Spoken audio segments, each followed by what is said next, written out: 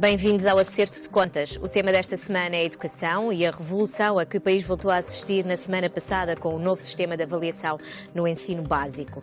Com o novo ministro Tiago Brandão Rodrigues à frente da pasta, o governo avançou com o fim dos exames do 4º e 6º ano e o regresso das provas de aferição, mas em anos de escolaridade, onde anteriormente elas não existiam. Também o tão polémico concurso de colocação de professores que obrigou o ex-ministro Nuno Crato a pedir desculpas no Parlamento foi extinto. Brandão Rodrigues terá agora que negociar uma nova solução com os sindicatos. Para falar sobre estas questões, são hoje meus convidados Adelino Calado, diretor do Agrupamento de Escolas de Carcavelos, João Casanova de Almeida, secretário de Estado do Ensino e da Administração Escolar do tempo de Nuno Crato, Jorge Pedreira, secretário de Estado da Educação da ministra Maria Lourdes Rodrigues e Duarte Marques, deputado do PSD. Olá aos quatro, muito bem-vindos. Professor Adelino Calado, temos um novo sistema de avaliação meio de um ano letivo. Como é que as escolas estão a olhar para estas alterações agora no mês de janeiro? Boa tarde a todos. Eu acho que foi, eventualmente, terá sido um esclarecimento àquilo que estava em vigor ou não, porque nós não sabíamos muito bem. O despacho 17A sai a 22 de setembro, fazendo algumas referências ao novo avaliação e com algumas recomendações que, de facto, têm grandes alterações no sistema português, que é a primeira vez em que medidas pedagógicas têm que ser aprovadas pelos Conselhos Gerais da Escola. Esse diploma sai a 22 de setembro e no seu articulado, no final, diz que entra em vigor no dia seguinte. E no primeiro artigo diz que os critérios têm que ser aprovados antes do início do ano letivo. Ou seja, foi lançada uma confusão tremenda. Ninguém respondeu, e ainda não respondeu, se esse despacho normativo era para entrar em vigor este ano ou não. Entretanto, com esta nova informação, que é a única coisa que nós temos ainda, veio, do ponto de vista daquilo que era a avaliação do ensino básico, clarificar um pouco. Mas as escolas já estavam preparadas para, por exemplo, não fazerem exames no 4º ano, nem no 6º ano, ou estavam a preparar-se? A preparação não é... Ainda é muito cedo para falarmos da preparação dos exames, não é? Eventualmente a planificação pode ter alguma questão que tenha que ser revista, mas faz parte de uma boa planificação poder ser alterada quando é necessário. Portanto, não há grande alteração. Agora, há uma alteração profunda àquilo que foram os últimos anos. Do seu ponto de vista, bem? Do meu ponto de vista, muito bem. Era esse o princípio que nós seguíamos no nosso agrupamento há 15 anos. E, portanto, os exames eram uma coisa assim um bocado estranha. Mas nós éramos desalinhados na altura. Bem. Pode ser que agora consigamos entrar no alinhamento. O novo ministro Tiago Brandão Rodrigues está a repor as coisas no seu devido lugar, na sua opinião? Bem, eu penso que as medidas que foram tomadas são medidas que fazem todo o sentido em substância. O que eu penso também é que era conveniente que as medidas relativas à questão da avaliação fossem integradas num conjunto, e suponho que serão, mas ainda não temos informação acerca disso, num conjunto de alterações que era necessário introduzir no nosso sistema educativo. O nosso sistema educativo deu passos muito positivos nos últimos anos, nos últimos 10 anos. Os resultados das avaliações internacionais, as estatísticas sobre o abandono e o insucesso escolar mostram que houve um caminho positivo que foi feito do ponto de vista da qualidade das aprendizagens, mas ainda temos problemas, designadamente do ponto de vista da equidade do sistema e das desigualdades no interior do sistema, que é necessário corrigir. E é necessário corrigir também há alguns problemas do currículo que podem levar a que a nossa escola esteja a ficar para trás do ponto de vista daquilo que é a necessidade de formação das nossas crianças e dos nossos jovens. Nós continuamos a ter um currículo muito antigo.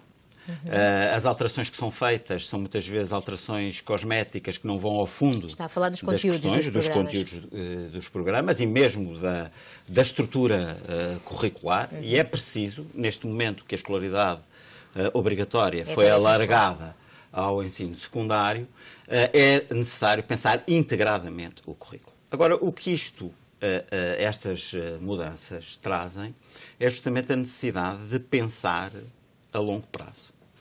Porque aquilo que aconteceu no anterior governo, como o professor acabou de dizer, nas vésperas de se ir embora, já com o ano letivo a começar, introduz uma série de alterações, e que aconteceu várias vezes para trás, não interessa estar agora aqui a imputar responsabilidades individuais, é uma grande instabilidade, sem se pensar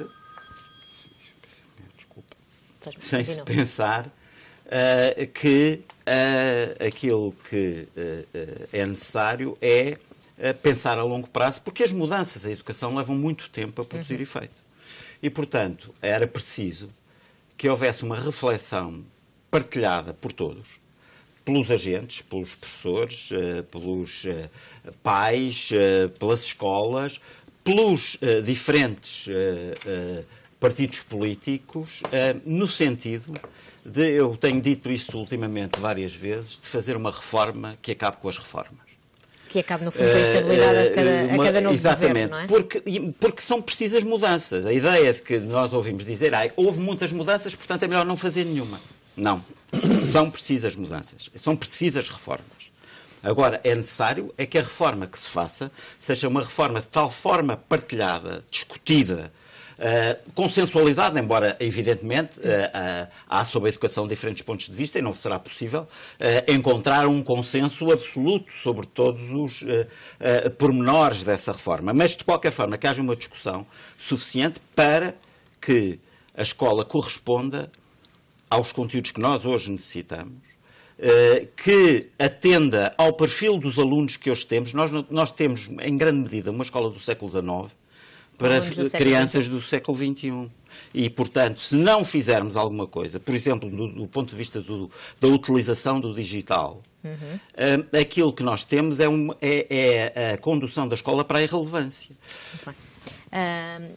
Este ministro deita, no fundo, abaixo aquilo que o seu Ministério tinha feito nos últimos 4 anos. Como é que olha para este novo sistema de avaliação que foi anunciado a semana passada?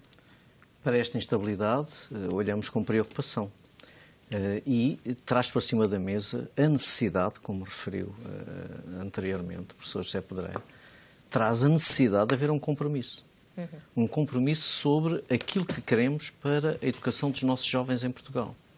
Mas não é certamente conhecendo o pensamento do Ministro da Educação sobre a educação em Portugal através de um comunicado, de uma forma parcelar apenas do que é o sistema educativo, ou uma conferência de imprensa sobre a mesma temática, que nós poderemos chegar aos consensos tão necessários exatamente por força de termos agora 12 anos de escolaridade obrigatória.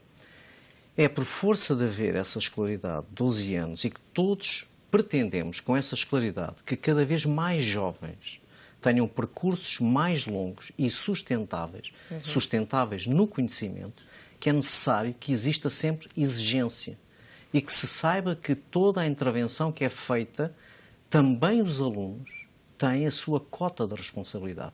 Não podemos criar-lhe o hábito de se aliarem da sua própria formação. É importante que ela exista.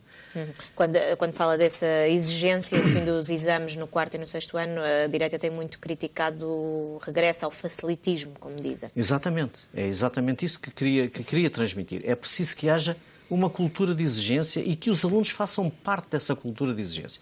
Um aluno não pode estar no sistema educativo sabendo que alguns dos momentos da avaliação em que participa não têm qualquer repercussão no seu percurso. E isso pode gerar, como gerou anteriormente, facilitismos.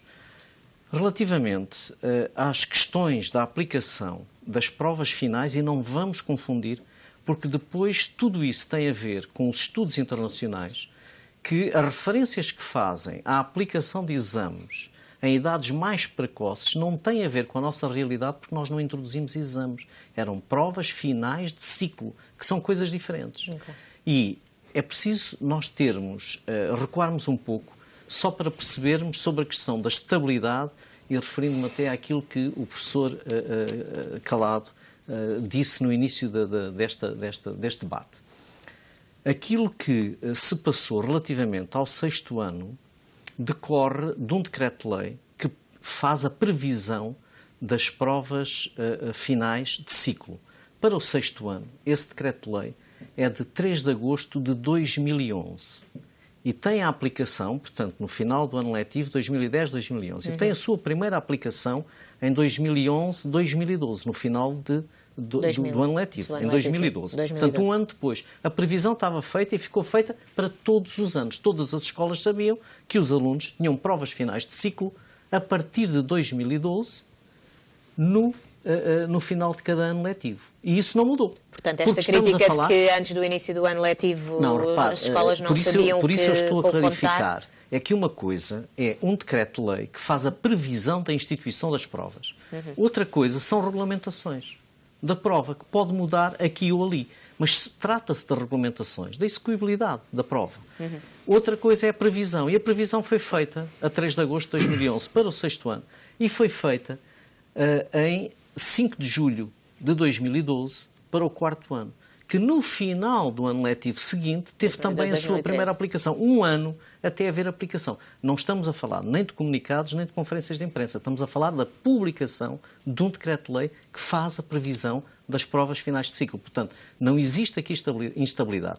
Instabilidade é quando, a meio de um ciclo, porque as escolas, certamente, as escolas não são apenas as direções ou os professores, são também os alunos e os encarregados de educação, que têm uma previsão de que os seus educandos vão ter uma determinada prova num determinado momento.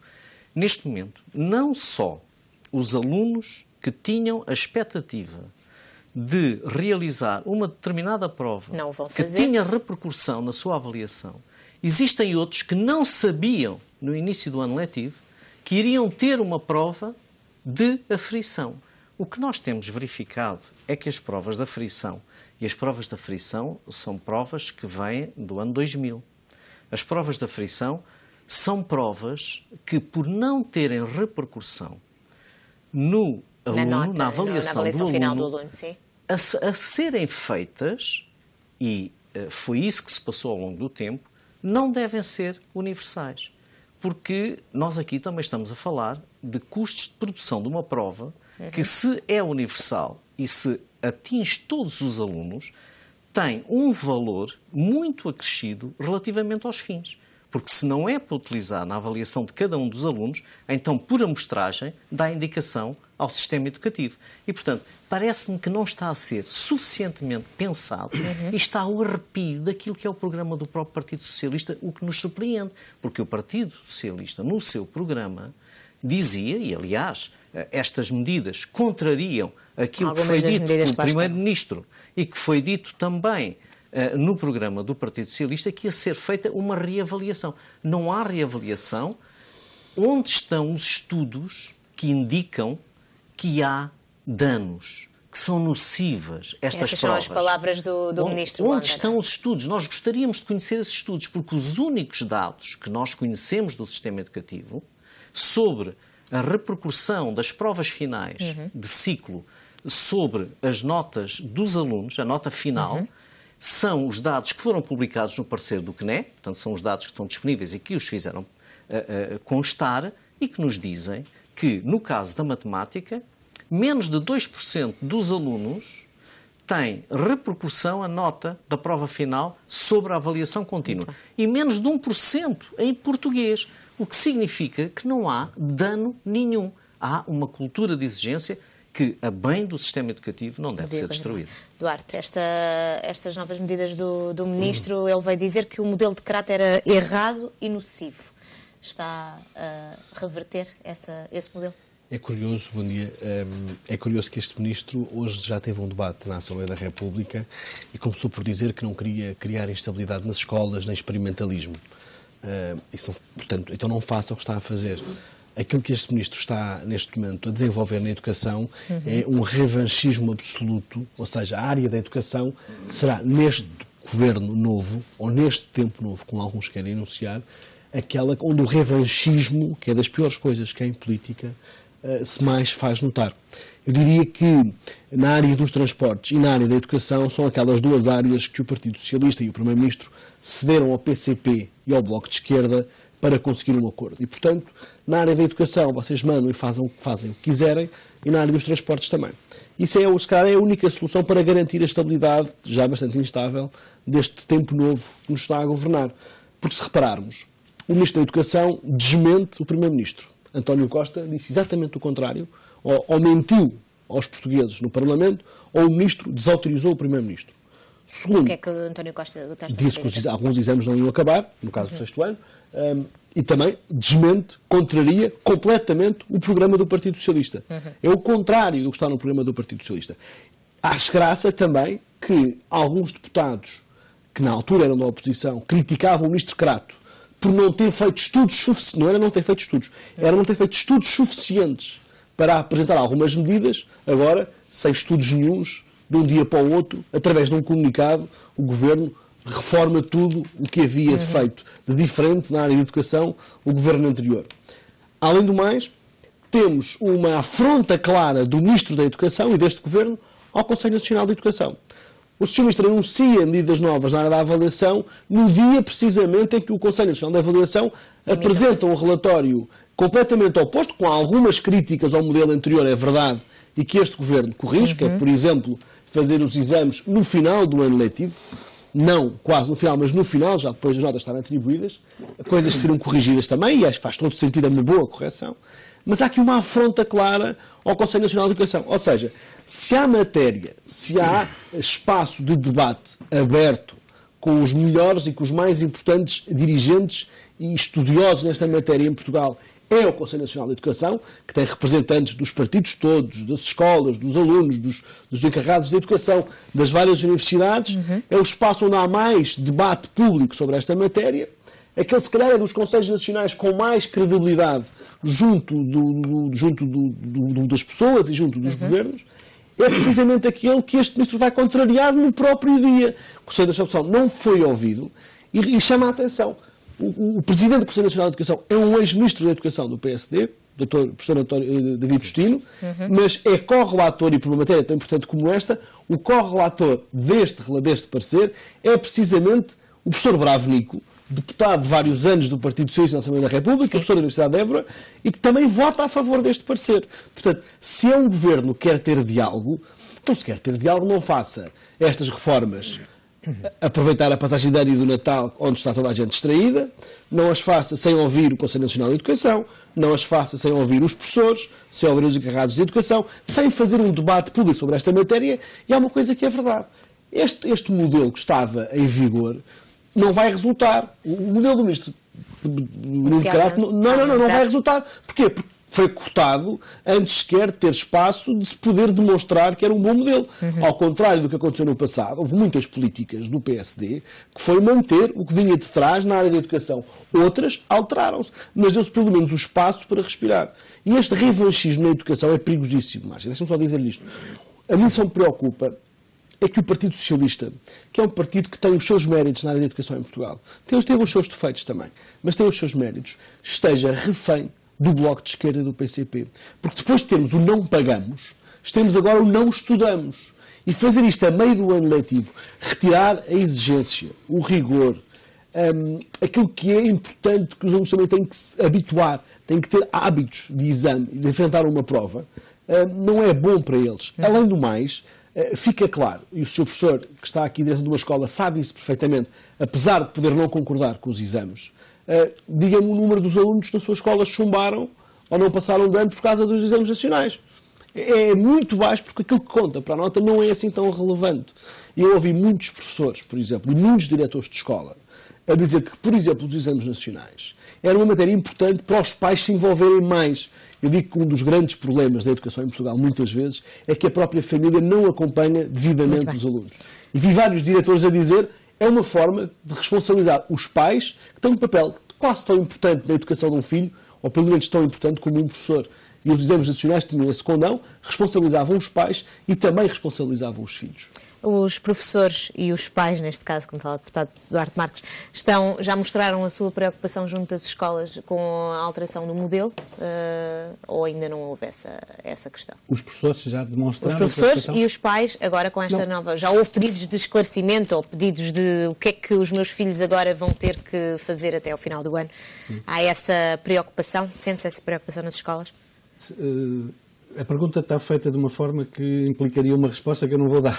Okay. A minha escola tem uma matriz um bocadinho diferente, não é? Okay. Eu não estou completamente em desacordo com o deputado Duarte Marques. Duarte Marques.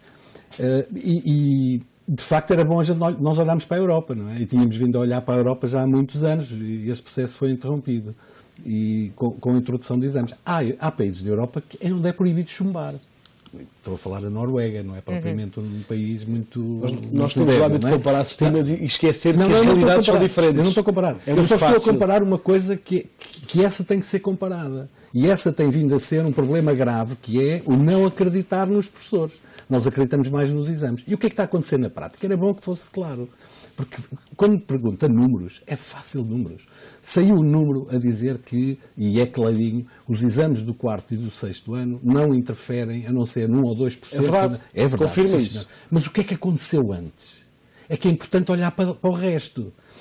Subiu exponencialmente nos últimos 4 anos a retenção no 2º, no 3º ano, no 5º e no 7º e no 8º. Porquê? Sabe porquê? Mas eu vou dizer porquê. Esse é o argumento do Bloco de Esquerda. Não. Têm medo de ir para o ano seguinte para não chamarem no exame. Não é um argumento. Foi dito na Assembleia. Mas foi costumo dizer que sou do Benfica. Eu também. É uma grande qualidade. Estamos de acordo, pelo menos.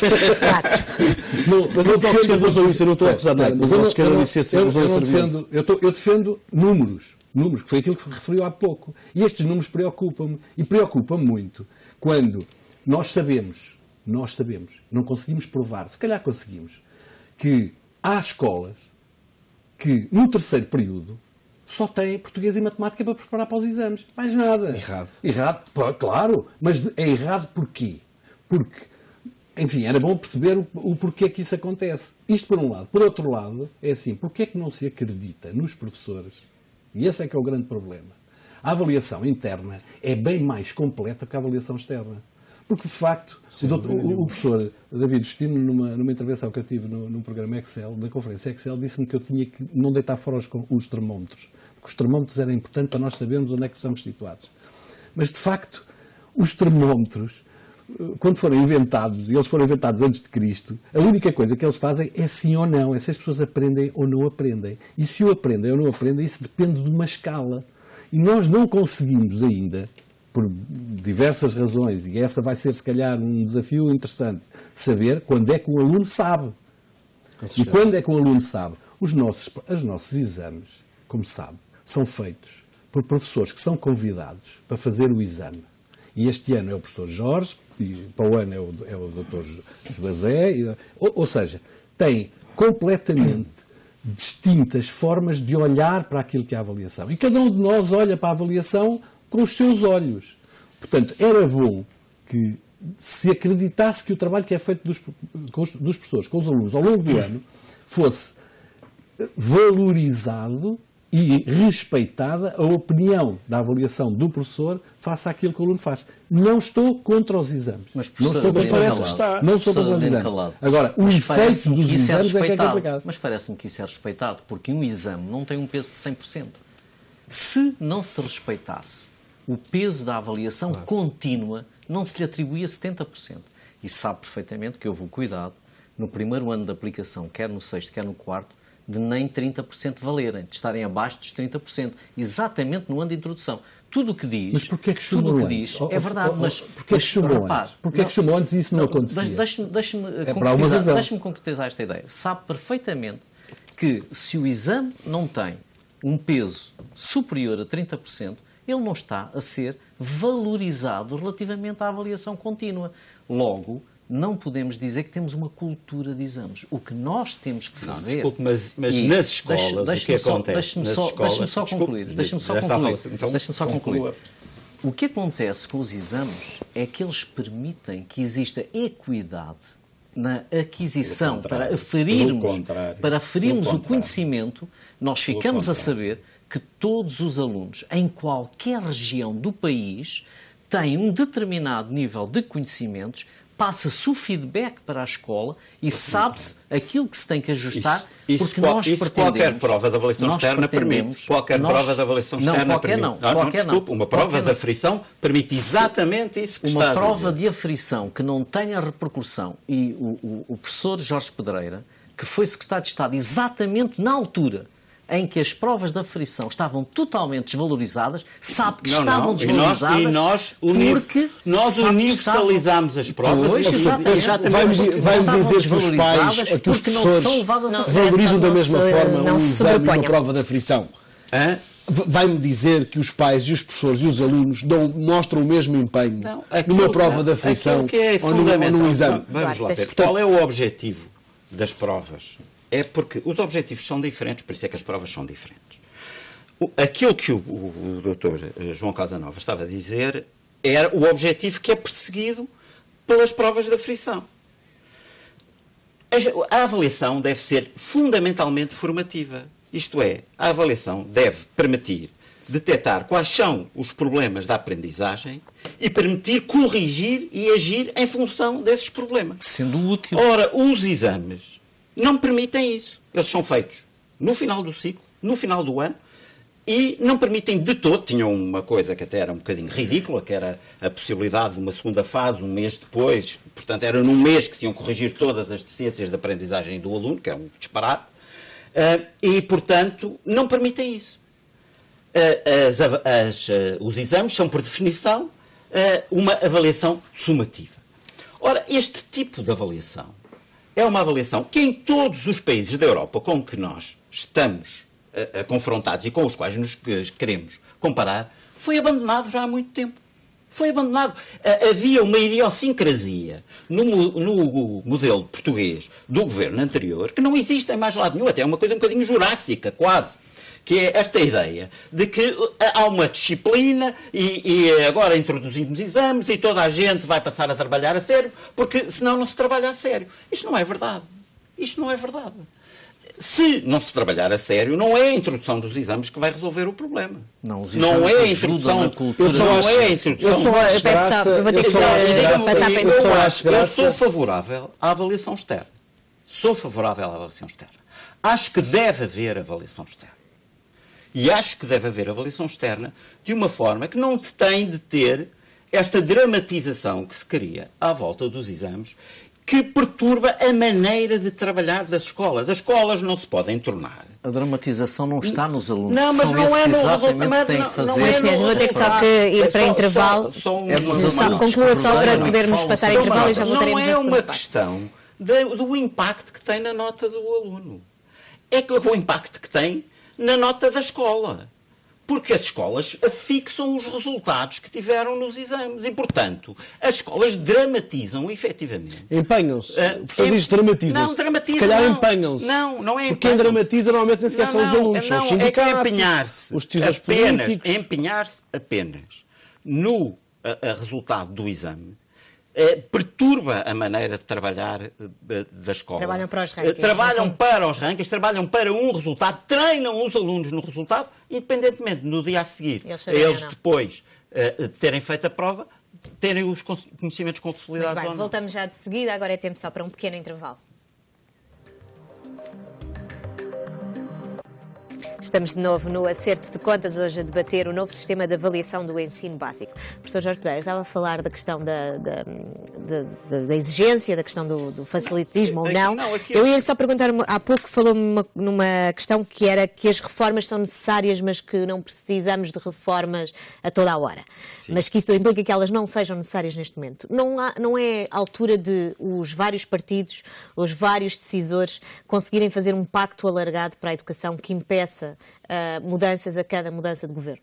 Eu acho que essa era uma tarefa patriótica, se quer que lhe diga. Eu penso, e se calhar, ao contrário do que muitas pessoas julgarão, até penso que a atual configuração da Assembleia da República pode ser uma boa ocasião para o efeito. O facto de haver uma maior dispersão de forças no Parlamento pode ser uma boa ocasião para o efeito. Por exemplo, nós estamos a ver isso agora no início. Não, Antes pelo mas contrário. ainda estamos no princípio. E eu tenho esperanças de que Não há as uma coisas... segunda oportunidade Eu para tenho causar uma primeira boa impressão. Sim, mas eu tenho esperanças que ainda seja possível. E de resto, a Lei de Bases do Sistema Educativo, em 1986, foi, de resto, aprovada justamente numa situação relativamente semelhante do ponto de vista da dispersão que existia na altura com a existência do PRD e foi feito um grande acordo. E eu tenho esperanças que isso seja possível. E acho que é absolutamente necessário, porque entendo que é mesmo necessária uma reforma curricular que responda ao tempo novo que vivemos, já não no sentido estritamente político, mas de facto ao tempo novo que vivemos, do ponto de vista das tecnologias, do ponto de vista da ciência. Não podemos continuar a dar respostas antigas para respostas problemas novas a cada 4 anos. Nem respostas novas a cada 4 anos. E, portanto, aquilo que temos de pensar, não é? É evidente que não será uma coisa para a eternidade, as coisas mudam muito rapidamente, mas era necessário responder isso. E a avaliação é uma peça apenas desta reforma. Aquilo que eu digo é que é absolutamente necessário que se estabeleçam objetivos de aprendizagem e que As metas curriculares tinham claramente esse objetivo. As metas curriculares, lá está, olha, para consenso foi muito difícil, porque não encontra consenso nenhum em torno das metas curriculares. Mas as próprias escolas valorizam bastante isso e assustaram-se quando agora tentaram mudar. E a ideia de metas, no fundo, é uma questão de linguagem, mas remete para uma coisa que parece que se chegou ali e parou, não é? E eu penso que a ideia, que é uma ideia mais consensualizada na linguagem dos estudiosos sobre esta matéria, é a ideia de estabelecer objetivos de aprendizagem, e quem define os objetivos de aprendizagem tem de dizer como é que eles se avaliam. Portanto, é fundamental, devem ser as próprias escolas a definir. Porque o risco... Eu concordo consigo nesse aspecto, aliás, mas foi isso que o governo anterior andou a fazer. Portanto, mas não foi consensualizado. Mas lá está. Não foi consensualizado. Não quero que o Dr. Mário Nogueira, que não dá aulas há 30 anos, venha a concordar com isto. Não estou a falar agora, entre o Partido Mário Socialista Nogueira e o PSD e o CDS, não há matérias centrais que devem ser consensualizadas. Às vezes há também partidos que, em alguns momentos de maior crispação, não estão disponíveis para consensualizar. Diga-me assim, há matérias que foram feitas de forma errada no governo anterior, não correram tão bem. Corrija-nas. Vamos corrigir, com certeza. Vamos procurar modelos estáveis para o futuro.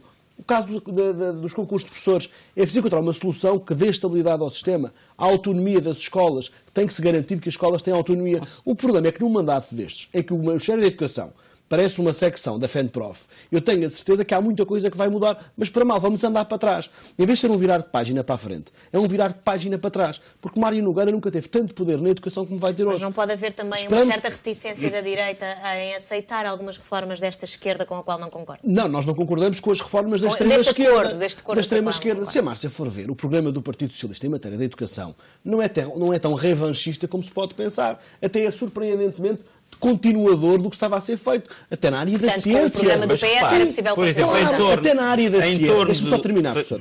Até na área da ciência, que é uma área que foi super criticada pelo governo anterior e no ensino superior, se for ver o programa do Partido Socialista, é fazer o que já está feito e continuar o que vem de trás. E na área da educação, surpreendentemente, não é tão diferente como isso. Portanto, aqui o problema não são as teses do Partido Socialista, é o facto do Partido Socialista estar refém de uma agenda radical na área da educação. Defeitos, todos temos, erros, todos cometemos. O problema é reconhecer os erros e andar para a frente. E nesta matéria preocupa-me bastante este voltar atrás. E relativamente ao facto de seguirmos exemplos europeus, eu gosto de seguir exemplos europeus, mas então sigamos todos. Não podemos seguir só aqueles que nos dão jeito, porque nós não podemos copiar nem regras, nem leis, nem modelos, sem mudarmos a cultura, sem termos em conta que o contexto é diferente.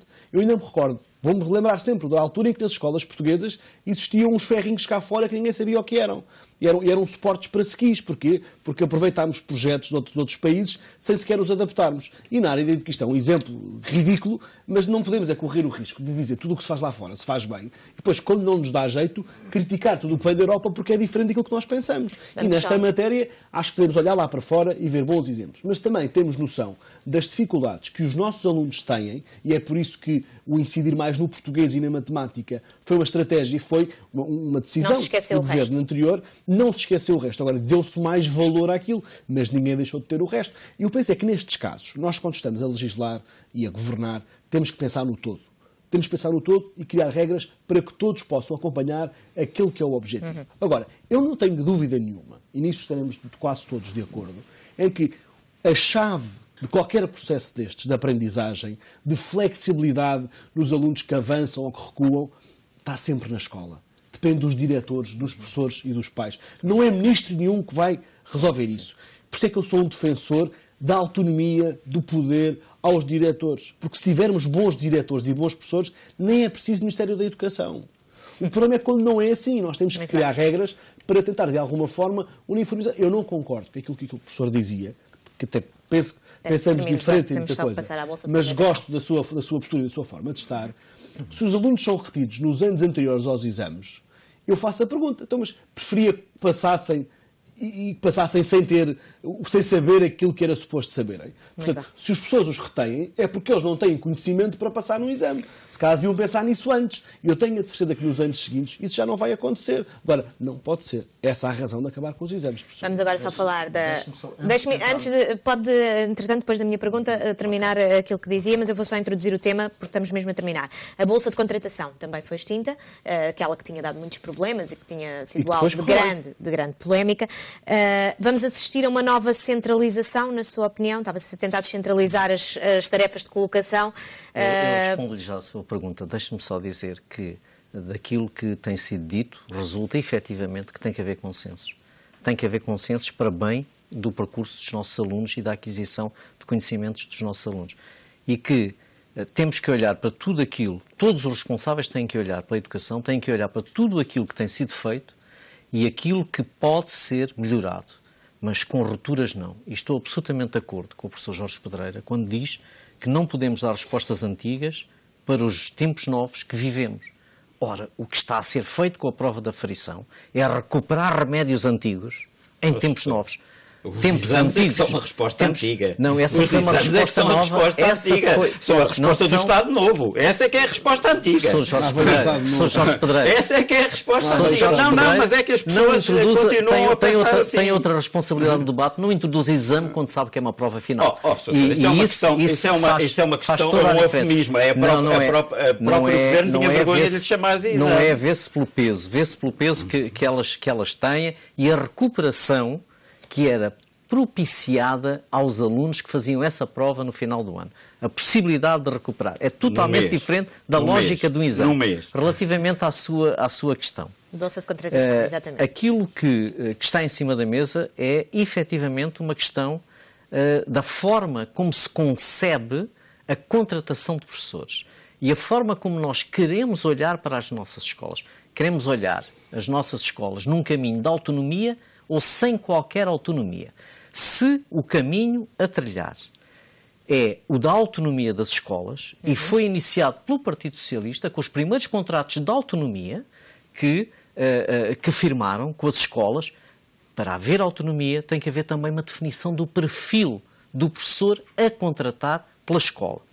Após negociação sindical, acordou-se que essa ponderação seria de 50% em relação à graduação profissional dos professores, que é uma lista centralizada de colocação em que o professor é colocado numa escola, mas a escola não tem nenhuma palavra a dizer sobre o perfil desse professor. Aquilo que se tentou nas escolas com autonomia, que foi iniciada, como disse, pelo Partido Socialista e foi também por nós adotado o caminho da autonomia das escolas, e bastante reforçada, porque, como sabe, herdámos 22 contratos de autonomia, temos 212 neste momento, é olhar para as escolas e reforçar a autonomia.